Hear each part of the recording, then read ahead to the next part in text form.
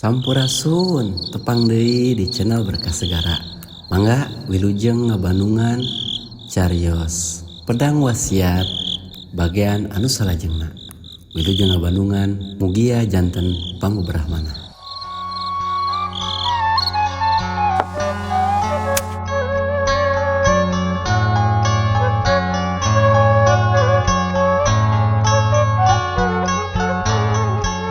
Assalamualaikum warahmatullahi wabarakatuh.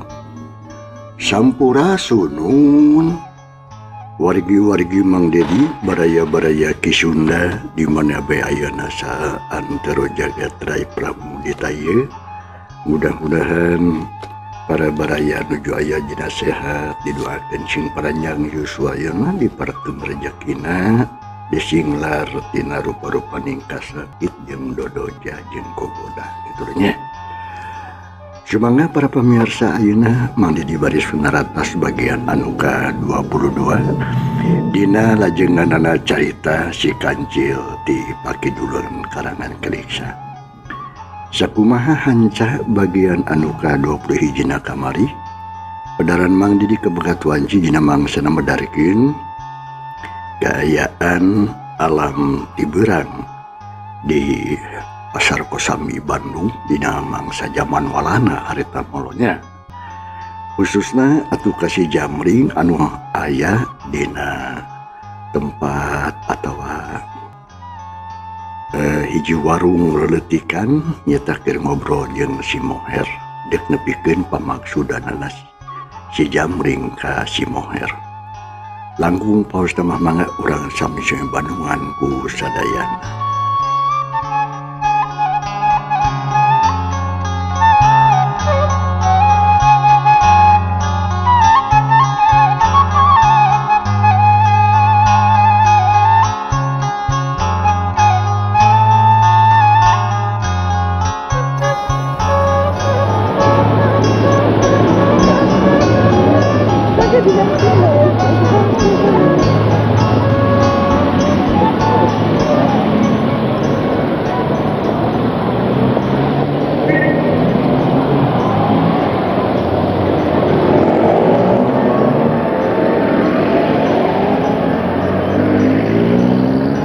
Mangsa alam harita teh kacida pisan ramena maklum di Pasar Kosambi.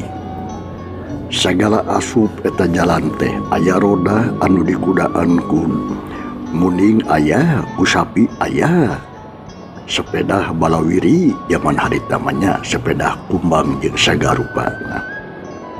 Malah kareta api oge atuh geus aya stasiun ngan beda jeung ayeuna.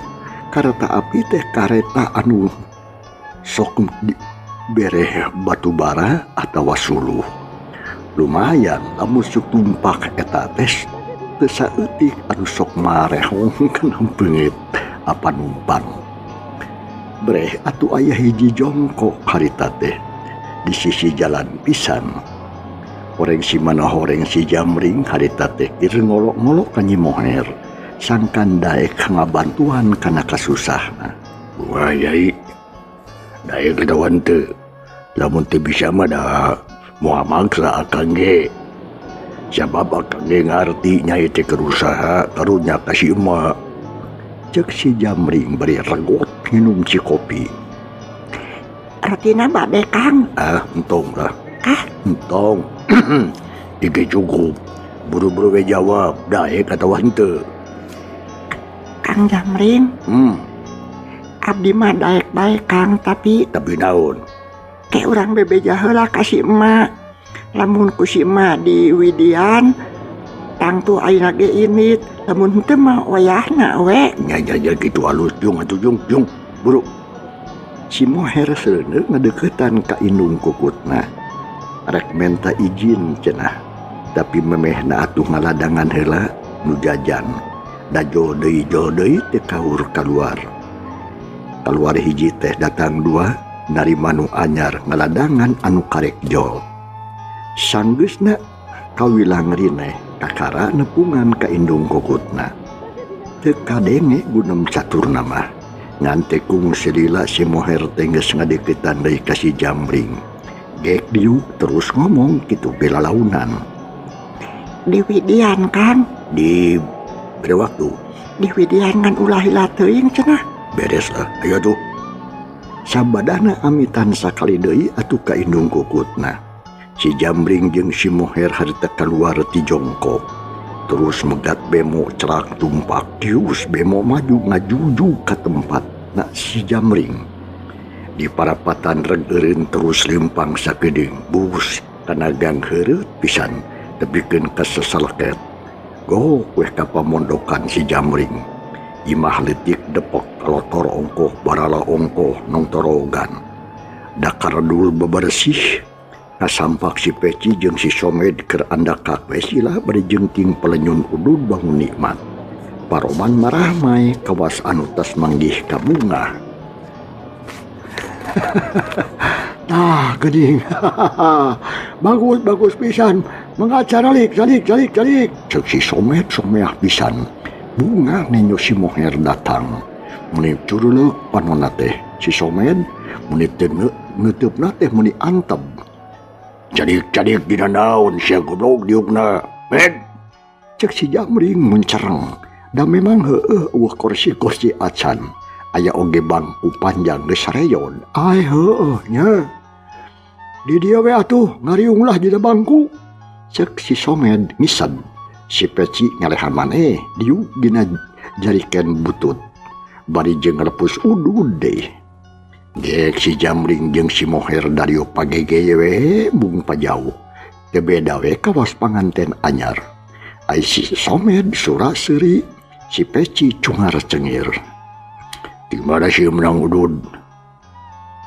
Kumaha kijoun, wis menang atawa? Beres Kang. Ha? Beres. Teh kudu hariwang, aya saminggun mah. Tembak si Peci. Nu dipercaya jadi patih gua. Syukur atuh gitu mah. Sok aturang memitian badami. Rek kumaha kahayang maneh teh Somed? Cek si Jamring geus teu sabar jigana teh. Hayang geura-geura ngadenge pamanggih baladna. Oh belah. Urang ngamimitian. Sok peundutkeun heula panto, Ci. Bisi aya cak-cak bodas. Sabab ieu teh Rusia. Ulah aya nu ngadengeun iwa ti urang opatan. Si Peci ngojengkang mendetkeun panto. Atuh di jero rada we eueur mah imahna depek ka turung-turung teu make janela. Atuh asa eungap karasana. Tapi eta nu leuwih hade sabab bakal muni jongjon pikeun badami. Terung eta nu opatan teh. Badami muni aranteng pilih genti ngomong ngedakin pamanggihna sewang-sewangan. Si Moher oge anu tadina cicing wae teh. Sabada didongengkeun diterangkeun tata jeung carana ku si Somed. Jadi ilu biung, malahan mah milu nyumbangkeun pamikiran. Tegesna mah kaum dangu opatanana satuju we kana rancana si Somed. Malahan masih Jamring atoheun pisan muji kana kapinteran si Somed dina ngarancang pijalaneun usaha. Tah, kitu we ayeuna makamnya cik. Rek iraha mitembuyan yuh. Cek si Somed bari jeung ngadayagdag karawak kana udud pernyun udud. Sanggeus salse cenah ayeuna mah da badamina nu pentingna manggeus parat. Karinangtukeun waktuna. Sabot kitu pok si Jamring harita. Waktuna mah kumaha kasanggup si Nyai we? Cek si Jamring harita. Atuh pok si Moher. Waktu mah gampang anu penting saha nu rek dijieun eupana jeung saha anu jadi sasaran. Cek si Moher malik nanya. Ai heueuh nya. Ai nu tugasna mah si laing remednya. Cek si Jamring bari jeung ngareret ka si Somed. Pok si Somed harita. Menta waktu 2 poe lah. Kuring deuk nyangan heula anu lintuh, anu empuk, anu lineuk, anu sakira babari di alana. Beres dah gitu mah. Rapat ditutup. Ketrok. Si Jamring ngetrok di panku cangkir. Pepatanana ngarahuh tapi tanda lugina. Yen rancana tegis boga kariprak ngajalankeun. Naon anu jadi rancana? urang Bandungan we naon-naon rupaan rek dipilampah ku si Jamring sapara kanca. Panjangna alam berang jeung peuting tika catur. Urang jojo ringkasna bae kocap ning dina mangsa alam isukna. Mata poe geus moncorong ti belah wetan. Cahayana sumirat nyaangan dayeuh Bandung. Anu usaha geus mimiti arindi tukang sayur, tukang beca, tukang cukopi jeung pagawe negeri. Riab arindit ka tempatna masing-masing. Di jalan cakapeung-kapeungan sok liwat mobil walana. Anu hideung teu puguh mat patutna beda jeung zaman ayeuna. Harita teh si Somed jeung si Peci kaluar tina tempatna terus laleumpang mapai jalan anu heureut. Go ka jalan gede. Jen atuh ngajanteng cungas ceungeus luak lieuh kawas aya nu diteangan. Sabot kitu pok si Peci harita. Ka mana ena teh Kang? Ulah. Urang ka Cikau heula euy. Ka mana? Ka Cikaso maksud teh. Di dinya urang ka Cicadas. Di Cicadas balik deui ka Kosami. Urang terus ka Pasar Baru lamun geus meunang urang laporan ka si Jamring. Yuk. Oh gitu. Si Somed ngajak leumpang dituturkeun ku si Peci. Gancangna carita. Sapoe jeput duaan ngider, tapi can aya anu merenah. Can aya nu cop kana hate, kapaksa balik kelengoh. Datang ka imah terus ngalamun. Tapi si Jamring can nanyakeun naon manehna mah jongjon we ngalamun. Ngawawaas lamun keur bebarengan jeung si Moher. Anu memang nate goreng-goreng teuing eta awewe teh. Manakom lamun geus didangdanan herang medal cahya bijil sari. Lantaran keur meujeunna rumaja putri boga rupa jeung wanter deui. Atuh asa hese neangan cawadinana iwati kalakuanana anu teu merenah teh. Lah. Can hasil Kang. Cek si Somed harita bari jeung narik napas panjang. Terus usahakeun urang. Terus usahakeun pan menta waktu lagi 2 poe lain. 2 poe Kang keun lah. Isukan masugan deui meunang sugan eta ge da kurang kumaha usaha mah. Geus aya ari calon-calon mah Kang. Aya ngancan pancen kana pikiran ye. Identitasna can beunang kabeh. Duh, gaya. Nyaho identitas. Pokona mah kitu we atuh. Ya Ci, anu make sedan hejo telin. Hejo ting hideung teh Kang teu nyaho engah. Cek si Peci adi sabari jeung neuteub ka si Somed. Lain hejo goblok sia tah hidung tah mah mending jauh atuh. Teh mana si Somed mending nyarenge. Geus ya tong lebating ngomong. Pokona mah mobil we na ku ari teuing. Paheutkeun we eta teu kudu neangan nu hese. Mending ge jadikeun we eta. Da ieu mah hitung-hitung percobaan. Lamun hasilna alus urang ronjatkeun deui ka nu leuwih gede. Pokona mah hitung-hitung neangan pangalaman we ayeuna mah tuh. Cek si Jamring harita bari rutret ka si Peci jeung ka si Somed. Ya kitu atuh Kang lah. Nya kocap ning dina mangsa isukna deui. Si Somed jeung si Peci teges kencis ini teuy arek maluruh. Nu kamari kapanggih. Duanana telik pisan. Terus atuh neangan anu boga sedan teh. Nya kapanggih di karapitan. Da kamari oge di dinya bijilna teh horeng di dinya kantorna. Tuh. Tukang tang tuh. Itu lin. Eta. Cik, umaha coba mikir si laing Peci. Beres Kang lah. Nilik kana pakaian jeung sikep nama. Lain jelema leutik-leutik eta jeung rada lenger deui jigana. Beda dina kiceupna euy. Cek si Peci nyanyahoanan. Sia. Eta jalma teh terus ditenan anu boga sedan hideung teh. Malah terus atuh dipaluruh ditanyakeun kanu deukeut jeung kantorna di mana. Nu tukang udud atuh ka tukang tamal ban oge jeung ka tukang jajamu terus ditanyakeun. lengkap keterangan anu dibutuhkeun beunang. Si Somid jeung si Peci terus baralik. Gancangna ieu carita dina hiji poe aya sedan hideung nyemprung maju ka jalan Sunda. Dituturkeun ku bemo anu jalurna mahiwal beda jeung batur. Pasti diborong meureun ku salah saurang jalma. Rag atap sedan hideung teh eureun hareupeun restoran. Bemo ge eureun atuh rada anggang di dinya.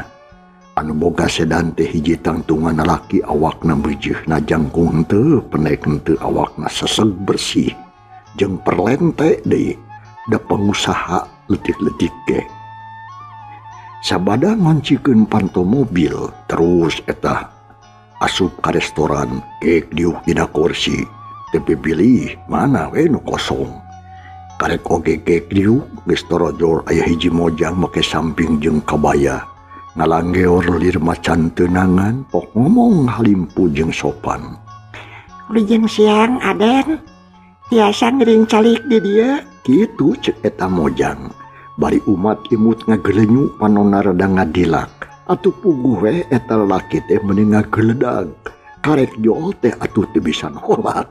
Resep we nu aya dibarengan ku nu geulis.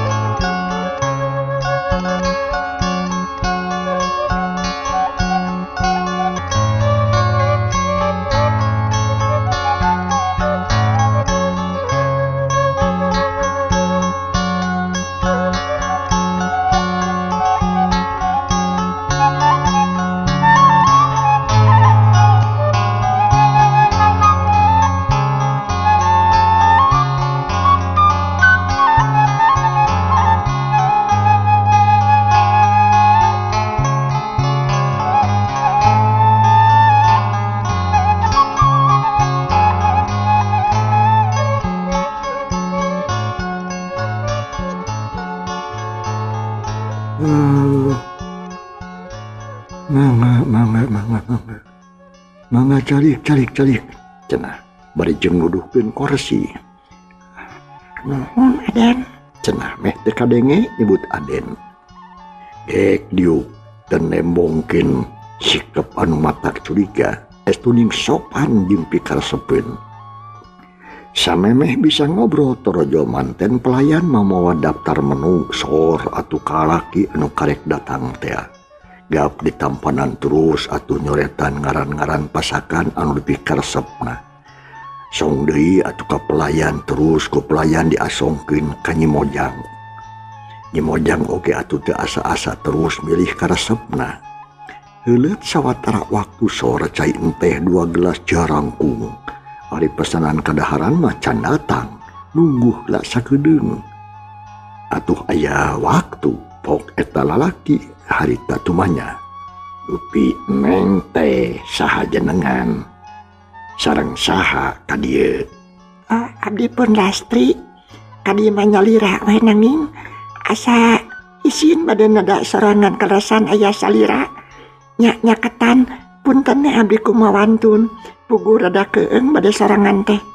Itu aya laki cunihin nutur-nutur wae. Sugan ari payuneun Aden mah moal wantuneun. Cek eta Nyi Mojang bari jeung nunjuk atuh eta lalaki teh ngareret breh di pojok pelataran parkir aya lalaki duaan. Marake baraju hideung ari ku jeung kumisan deui. Renghap eta lalaki narik napas jero pok nanya deui ka eta Mojang. Anu ngaku ngaran Lastri.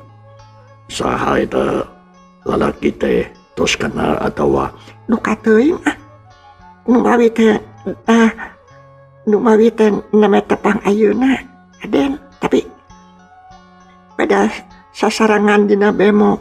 Nah atuh ari abdi turun ranjeunna deubeut tuturkeun. Nah geuning make nganggo bemo. Ieu salah senama Aden.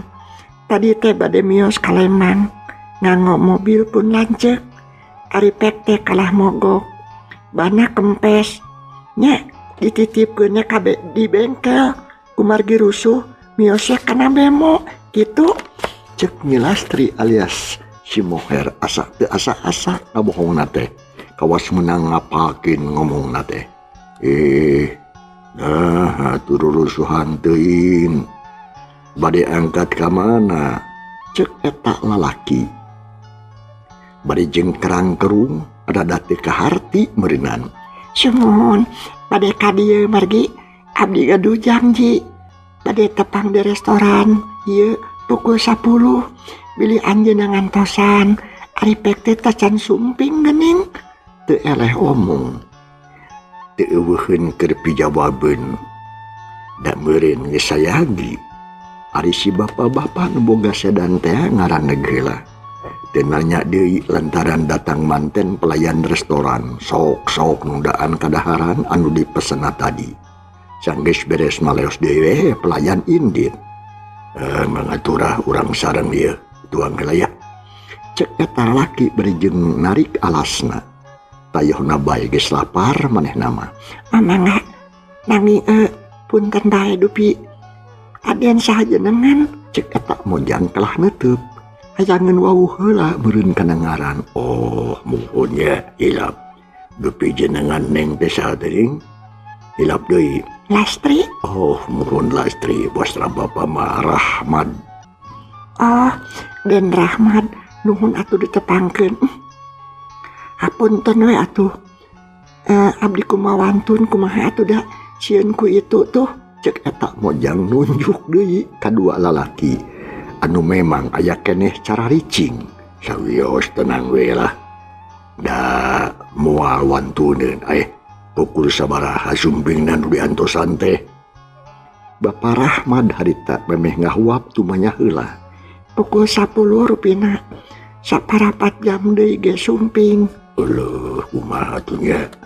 Moal bendu neng sasarengan sareng bapa. Moal bendu. Nah, saha kitu raka atana bicara oge teteh. Pak Rahmat terus talete. Bisi aya itu ieu meureun. Ngahuap. Aing mojang kitu deh. Memeh ngajawab teh ngahuap heula saeutik lak neureuy pok harita. Sanes pun lanceuk sanes salaki nanging koleha dagang langganan matu antawis anjeunna sareng abdi teh tos lami bubu hubungan dina usaha patepang teh upami teu di restoran sok di hotel atanapi di kantor anjeunna ngan ayeuna palayu dieu saurna teh. Cek Nyi Mojang anu ngaku ngaran Lastri. Atuh Bapa Rahmat ngaran deged daharna. Panon melong atuh ka Nyi Mojang geus kitu mergot nginum pok harita tumanya deui. Icala naon atanapi di widang naon usaha? Abdi teh di calan bahan atahan kanggo ngadamelan kursi atanapi parabot-parabot sanes tina hoe. Aden? Oh, janten ngicalan hoena. Cuk Pak Rahmat. Tanguhun taras gitu. Pak Rahmat harita nuluykeun heula daharna. Kitu deui Mojang anu ngakukeun ngaran Lastri. Tekung sila raga deui Pak Rahmat deureun daharna. Ret kana jam tangan pok harita. Salaresna mah bapa ge kana bidang eta. Malah ayeuna teh keur beujeuhna seueur pesanan di kota-kota ageung persen ka bapa. Tapi hanya kar bahan baku teu aya ukur aya saeutik. Anu teh nyumponan kana naon-naon anu dibutuhkeun. Atuh sajabati kitu saena mah nuju Tunggara bapa teh. Rajin teh usaha maju rumah tangga keur beujeuhna kacau balau. Kitu tah keayaan bapa yeuna. Cek Pak Rahmat terus atuh ngarahuh tina ulat beungeutna katara nyaan keur nandangan Tunggara. Puguh we Lastri teh atuh asa momok magih gorowong. Asa aya jalan pikeun ngamekarkeun usahana. Nyeh sireleutik pok harita. Ulah alik mana? Eta mah biasa anggap bae hiji ujian kanggo nguji iman salira. Nu karaos ku abdi mah upami hiji jalmi bade kenging kasinugrahan teh sok diuji heula ku pangeran. Upami lulus tangtos bakal kenging hadiahna. usahana nanjung rejekina seueur sareng sagala rupina urusan sok lancar gitu anu parantos karaos ku abdi mah. Syaratna kedah sabar tawakal dina mayunan ieu cocobi. Ngadenge kitu Parahmad celohok. Lantaran memang kaharti jeung karasa ku anjeunna oge. Kitu pisan eta teh. Nya sajongjongan mah Parahmad teh melong we ka Lastri. Lila-lila pok harita ngomong deui. Memang leres pisan. Kumaha ge garasa. Tapi kumaha lalakon Lastri anu saenyana naon anu kantos kaalaman dina widang usaha. Kantos katipu abdi mah. Kantos katipu. Leres kantos bangkrut segarupi, kantos ngagarong. Kantos kagarongan nanging abdi tetep sabar sarta telat nenedakan anu maha kawasa. Teras usaha tengemutan anu parantos-parantos nanging anu dimutan teh anu bakal kasorang kapayuna. Ayeuna abdi teh hasil deui usahana. Biasa lancar sakumaha biasa dugikeun ka ayeuna. Kitu ceuk Lastri. Ngomongna teh dari abisan. Di mana kantorna? Kantor sa? Kantor Lastri. Teh gaduh kantor abdi mah. Gaduh ge saung butut.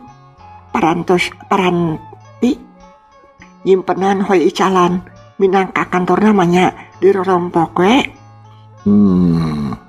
Pak Rahman unggut-unggutan. Muji kana katawakalan Lastri. Hiji istri anu kasebut rumaja keneh tapi geus pinter kana usaha. Tabah jeung loba luangna. Itu ceuk pamikirna Parahmad. Duh hebat. Hebat pisan kumaha pamibaba bari bapa bari pesan hoe atuh ka salira. Iraha tiasa ngintun. Ceuk Parahmad harita bari jeung neuteup. Mangga. Iraha badanten deui sareng di mana deui? Abdi mangiringan. Nyandakeun we di mana kapalai Lastri. Kumaha upami di hotel? Saya kitu we lah. Ira waktosna lang Lastri ngahulang. Tarangna katara kerung kawas anu mikir-mikir neangan waktu nu alus pikeun babadamian jeung Parahmad. Akhirna pok atuh harita nya Lastri. Dinten ieu ge teh aya waktosnya. Dinten enjing aya ge sonten. Rasa pamita bu opat sonten margi siangna abdi teh bade ka Merak ngabantun pesanan ti Lampung. Mangga saelah. Baba mah ira-ira ge siap. Mohon kitu we atuh enjing kirang langkung tabu opat sontennya tepang di Hotel Mitra. Ceuk Lastri ngandeskeun satuju lah. Mangga kitu ge. Melihat mah bilih Lastri priyogi uang muka ku bapa disoyogikeun. Hatur nuhun satacana. Lastri marah mai bunga lantaran ngadenge omongan Parahmad bieu nu rek mere uang muka minangka tanda jadi samemeh barangna dikirim. Nya sanggeus kitu mah terus meakeun kadaharan. Dalaharna bangun ponyokna karanan komo teh Parahmad mah kawas anu mamayu da biasa nama tarang ngeunah dahar kawantu hatena keruwet pajuet. Pikiran anu diimah pamajikan Parahmad teh keur beger mindo sok luas leos salaki indit ka kantor pamajikan ngaleos arek midang nepungan layan. Tika rasa mangsa terus nyerelek waktu anu janjikeun geus kaliwat. Tapi lalaki anu disebutkeun ku Lastri tadi teu aya datang wae. Sadengkeun Bapak Rahmad hadena teh pohoeun deui teu nanyakeun deui. Geus mayar mah anu daharna mah terus amitan ka Lastri. Sarta janji isukan tepung di Hotel Mitra cenah pukul 4 sore. Lujeng kantunya, lujeng petepang deui enjing. Lujeng angkat. Hatur nuhun satacana.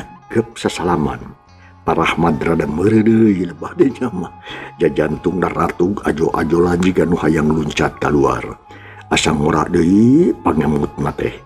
Sasalaman jeung anu herang mencrang teh dikara sagetina nyeak kaluhur hatena pating sereret nyeh siri sorangan bari jeung manggut dibalas atuh kuklet anu ngandung pamelet imut ngagelenyuh ngageterkeun jajandung Parahmad. Nya sanggeus kitu mah Parohman teh asupan mobilna. Gerung gerung gerung. Sada mesin dihirupan Lastri nangtung deket lawang restoran. Kawas anu heueuh we nungguan langganan anu geus janji rek tepung didinya. Geleser sedan hiding maju lalaunan, Pak Rahmat gugu pahay barijeng jarenge seuri. Ari Lastri harita malaiku ngales gugu pahay deui barijeng tekendat meredogeun imut anu mata kareueut. Mikat lalaki anu geus mimiti kapeng peongan. Lila kulila eta mobil sedan hiding teh jauh les teu katenyo. Kahalangan ku kendaraan anu sejen anu toleh ngaleutuh saatna. Kurunyung haita lalaki nu duaan menirusuh kawas nu hayang buru-buru nyaho. Alah hebat euy. Kumaha nyai beres? Cek si Somed harita hari usus teu sabar. Nyeh anu ngaku ngaran Lastri Seri Paroman marah mai. Beres Kang, isukannya 4 sore di Hotel Mitra. Aduh bagus yo. Tapi kumaha alamatna? Kapami atawa Apagih Kang, da masihan alamat yuk. Orang beralih kelak. Tiluan harita laleumpangnya muru ka sisi jalan. Nyampak teh bemo geus ngajugru bus tiluan anak-anak bemo. Di hareup aya nu ngalieu koreng teh si Jamring sedengna we gigireun supir bemo. Kumaha Ben? Cek si Jamring pokna bari melong. Si Somed atuh ngacungkeun jempol meri isyarat yen sagala rencana lumangsung kalawan lancar. Gerung-gerung geleser eta bemo maju. Ninggalkeun wewengkon restoran, dius jorang jalan papandayan. Miceun salasah meureun leok mengkol kakaduh terus lempeng. Akhirna cekit rengkeureun hareupeun gang. Jerut-jerut-jerut nu tumpakna kabeh tarurun tina bemo. Cereng ongkosna dibayar. Supir bemo atuheun lantaran duit anu dibikeun ku si Jamring ngaluwihan tina hasil usaha sapoe. Supir bemo jarenge siri terus manggut dius bemo mah indit. Ayo baliklah ulai dateng di jeung dieu. Bisa ieu nu ngawaskeun, cek si Jamring ngajak indit. Tapi abdi mah atuh rekam heula tuh Kang.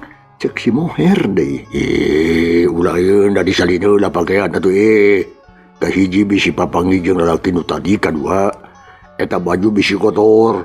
Kerisukan pan. Jadi kumaha tuh? Kumaha itu balik heula ka imah akang. Jadi itu disalin. Balik ka imah emak mah. Biasa we make erok juga kamari ning. Ayo kajangan. Nya eueuh nu wani baha ka si Jamring terus saya leumpang muru ka gang heureut. Tekung silila atuh geus tepi ka jugjug. Nya di dinya si Moher anu tas main sandiwara teh disalin deui ku pakaian biasa we. Ayeuna mah lain pengusaha hoe, tapi balik deui jadi bebehna si Jamring. Terus balik dijajabkeun ku si Jamring nepikeun ka tungtunggang. Celak deui atuh kana bemo anu sejen terus gugupai bangun geget. Si Jamring mah nyarengeh we jajab sang bebene ku paneuteub. Dipelong nepikeun ka ngelesna diteureuy ku pengkolan. Beres aing yeuh. Beres pisan. Pokna si Jamring ngomong sorangan, barijeng terus ngingkig balik deui ka imahna.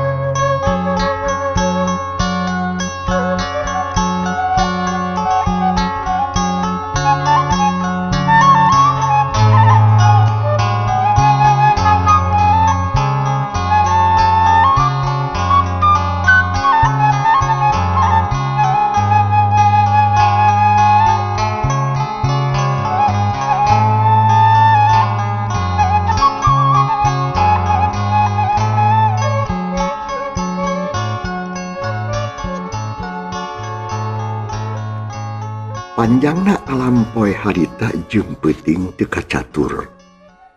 Urang kocapkeun kaayaan beurang isukna.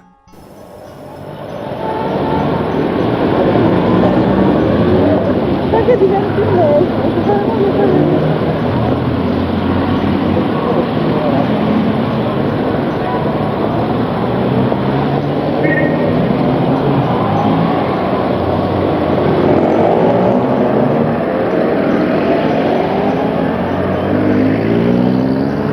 Ngincak mangsa asar di dayeuh Bandung. Panon poe harita moncorong di belah kulon. Cahayana sumebarnya angan buana panca tengah. Mega bodas ancal-ancalan pating jarumpu gugundukan. Dina kaayaan kitu, kendaraan di jalan-jalan balawiri, sorak klakson patembalan, suara mobil tinggarung beca delman pasuliwar jeung roda. Lempang gitu kurang-kurang nama matak. Tidak ada lakur. Nuti karir kurunung, nuti keduanya kedukene. Kawas anu arembung cicing mangkeluk teh, anu rusuh bae aya, nu sase loba.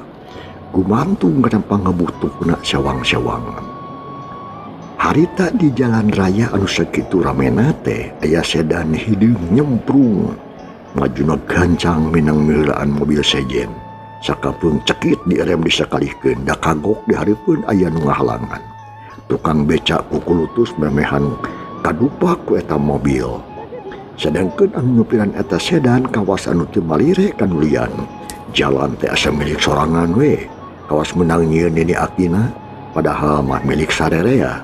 Disayagikeun pikeun balarea lain keur saurang.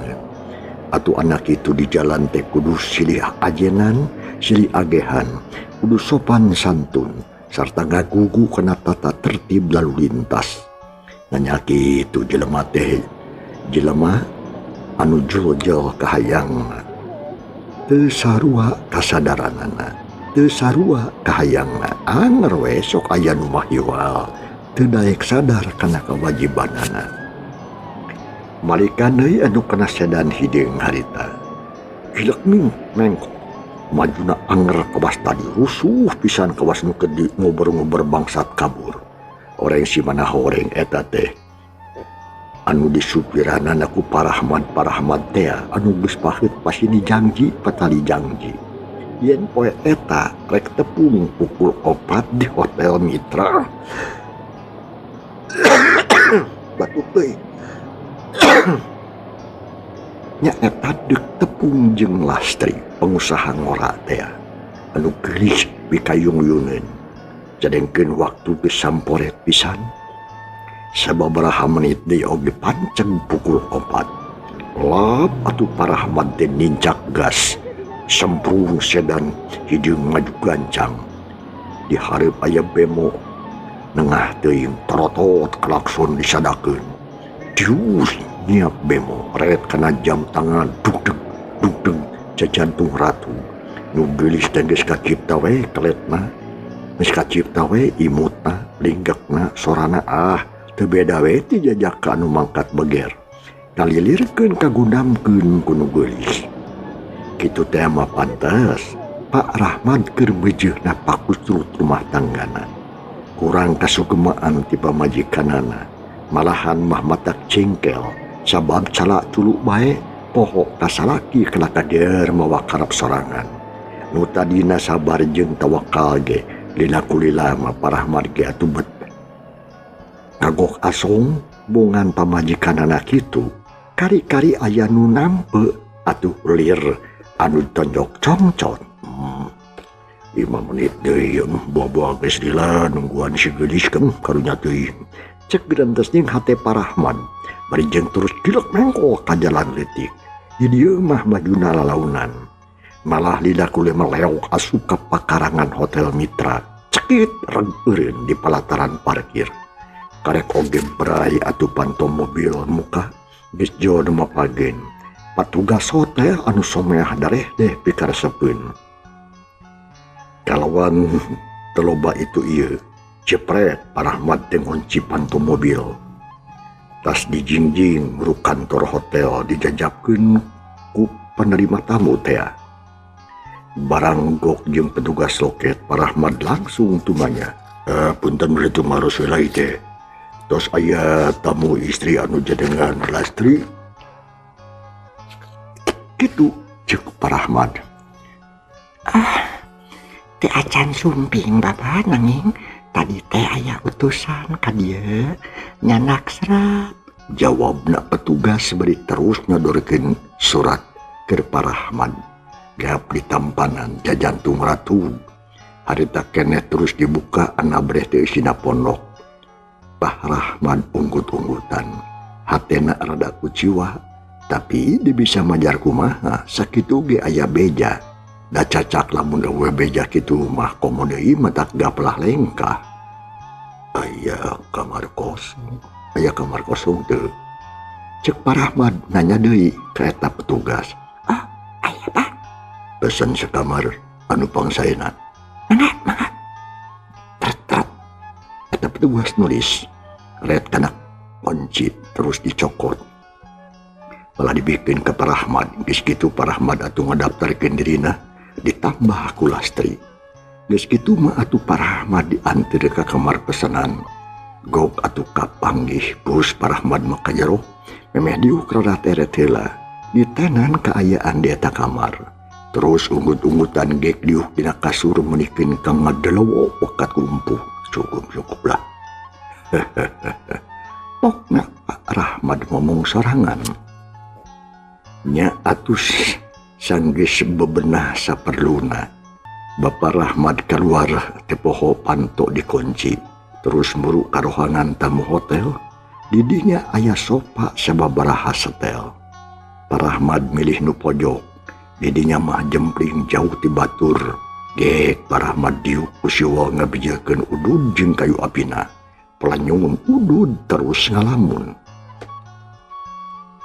Breh deui atuh waktu anyar tepung atawa tepung bunggaran jeung Lastri. Bet asa hese dipapohokeunana malah terus dicipta-cipta dibayangkeun kumaha lamun Lastri jadi istrina gebeg lenyap. Terus nusak beungit kawas anu reuwas. Rumasa katalanjuran bet mikir tepi kalebah dinya. Nah ya namun halanganana make diundurkeun waktuna ieu deh. Piraku ari ngajarek nipu naman. Cek Pak Rahmat Ngeceuih ngomong sorangan. Gagerenengan kitu ge alaunan. Tang deui ngalamun. Ayeuna maras inget kanu di imah. Budak eueuh nu ngasuh ukur ngandalkeun babu anu geus kolot. Nu teu ngarti kana urusan budak. Malah sakapeung masuk diparentah ku budak babu teh. Teu bisa mimpin, teu bisa ngadidik.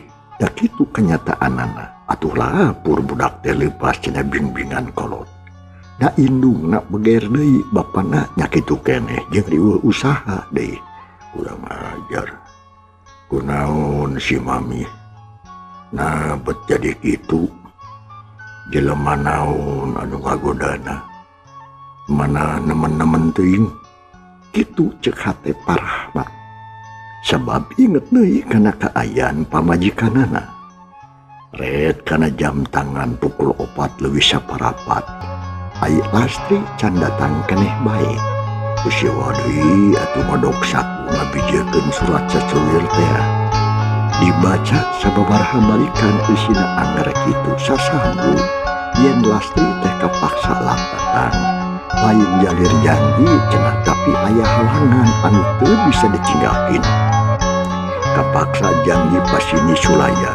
Waktuna dipundurkeun dipikeun ka pukul 4 leuwih. Nya teu ditangtukeun leuwih sabaraha menit nama. Pak Rahmat harita pesen minuman jeung kuehna. Dekung silila purnung pelajar datang sor-sor kana beungeut meja leos dewe ini. Pak Rahmat kerang kerung tadi mahayang nginum marikis aya ukur di pelong. Da eta atuh pikiran kumalayang keneh. Ngan untung teu kungsi lila kikituan teh. Kadenge sada anu leumpang surah selopna trok-trak bet jika leumpang awewe. Bapak Rahmat amni curing hakret kana kenca red kakatuhu. Ana brete nyawe belah kenca datang nyalahan anu leumpang teh awewe. Ngan ayeuna mah teu make kabaya kawas kamari. Make rok sakapat. Ngelek tas leutik buuk ngarumbay pikabitaeun. Da puguh kideung melas galing muntang. Ridiaban kawas anu ngagupayan. Alhamdulillah anyir. Gini datang Lastri teh. Cek hatena Pak Rahmat. Bunga nu teu aya papadana. Tadina mah rada olohok asa kalinglap sabab beda papakean. Aturan Aden. Tos lami, hapunten 1000 kali hapunten. Abdi kapaksa gali janji margi aya tamu di Kalimantan bade ngajak kerjasama dina widang usaha hoe. Kalarasan anjeunna bandar ageung di dituna teh. Anjeunna janji bade ngintun barang unggal sasih. Ujug-ujug ngomong kitu eta awewe teh. Kawas anu ngahajak ngalalamuh hatena Parahman supaya ulah bendu. Gitu sawios. Datos kahartos. Margi aya serat mangacalik. Jadi wilayah supades rinehnya. Haritakeun oge atuh. Nyelastri diuk gedegeunana. Bangun anu bunga pisan nyelastri diuk Paroman Marahmai nandakeun sugemaha teh. Samemeh ngomong deui waktu cukup bangsanya kapan. Cak para pamirsa, ieu carita urang tunda heula. Kumaha atuh lajenganana insyaallah. Dina mangsa nu bakal datang made di baris maju bagian anu ka 23 nya. Hatur nuhun loh kumangrupi perhatosanana jeung kantun kasadayana. Wassalamualaikum warahmatullahi wabarakatuh.